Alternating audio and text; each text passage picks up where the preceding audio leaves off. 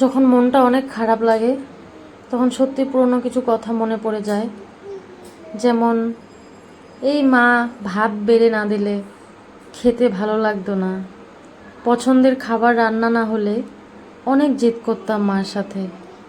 তখন মা বলতো, একদিন বুঝবি তুইও, যেদিন তুই মা হবি।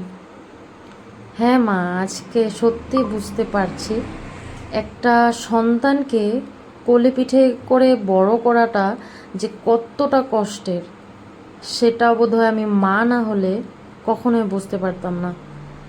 দিন যত হচ্ছে আমার, তত আমি বুঝতে পারছি যে একটা মার একটা বাচ্চার প্রতি কতটুকু বলিদান থাকে, কত কষ্ট করার পর একটা বাচ্চা মানুষ হয়।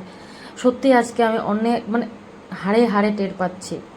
এই যে দেখো, ছেলের জন্য দুপুর বাজে 2টো, এখন বানাচ্ছি লুচি। ও ভাতও খাবে না, রুটিও খাবে না, কিছুই খাবে না। সব কিছু করে সরে তারপর দেখো আবার লুচি বানাতে আসছে। এতটা টায়ার্ড ছিলাম, মনটা সত্যি খারাপ লাগছিল যে এত কষ্ট করি। বড় হলে কি সত্যি মনে রাখবে এইসব কথা? একটু মনে রাখবে না, সব ভুলে যাবে কিন্তু, তাই না?